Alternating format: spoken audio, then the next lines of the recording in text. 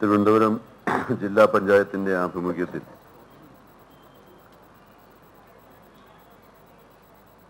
Cancer പ്രതിരോധ സമൂഹം എന്ന പദ്ധതിയുടെ ഭാഗമായിട്ടാണ് ഇന്ന് രണ്ടാം ഘട്ടമായി ഇത്തരത്തിലുള്ള ഒരു അവബോധ പരിപാടിക്ക് വേണ്ടിയുള്ള ഒരു ദിവസത്തെ ചർച്ച ക്യാമ്പ് ഇവിടെ സംഘടിപ്പിച്ചിട്ടുണ്ട്.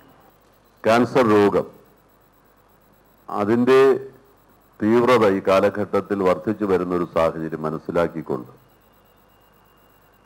ഏറ്റവും ഫലപ്രദമായ രീതിയിൽ അതിനെ പ്രതിരോധിക്കുവാനും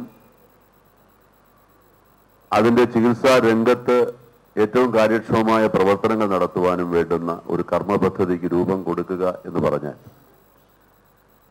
ഏറ്റവും പ്രാധാന്യമുള്ള ഒരു കാര്യമാണ് എന്നുള്ളത് യാതൊരു സംശയവുമില്ല.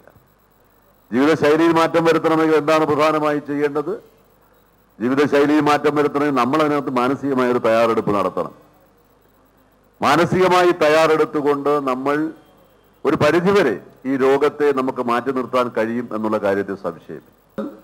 ക്യാൻസർ രോഗികൾക്ക് 150 RCCയിൽ സെലക്ട് ചെയ്തിട്ടുള്ള മരുന്നുകൾ 119 ഇനം മരുന്നുകളാണ്. ഈ 119 ഇനം മരുന്നുകളും സെപ്റ്റംബർ മാസത്തോടുകൂടി കേരളത്തിലെ മെഡിക്കൽ കോളേജുകൾ വഴി സാധാരണക്കാരായിട്ടുള്ള രോഗികൾക്ക് സൗജന്യമായി വിതരണം ചെയ്യുന്നതിലേക്ക് വേണ്ടിയുള്ള തീരുമാനം സംസ്ഥാന ഗവൺമെന്റ് എടുത്തിട്ടുണ്ട് എന്നുകൂടെ ഞാൻ ഈ അവസരത്തിൽ പറയാൻ ആഗ്രഹിക്കുകയാണ്. സംസ്ഥാന ഗവൺമെന്റിന്റെ ഭാഗത്തു നിന്ന് ചെയ്യാൻ കഴിയുന്ന എല്ലാ സഹായവും ഈ കാര്യത്തിൽ നൽകുന്നതാണ് എന്നുകൂടെ ഞാൻ ഈ അവസരത്തിൽ ചൂണ്ടിക്കാണിച്ചുകൊണ്ട് ഈ പരിപാടിക്ക് എല്ലാവിധമായ വിജയാശംസകളും നേർന്നുകൊണ്ട് ഈ ചടങ്ങ് ഉദ്ഘാടനം ചെയ്തതായി അറിയിക്കുന്നു. എല്ലാവർക്കും നന്ദി, നമസ്കാരം, ജയ് ഹിന്ദ്.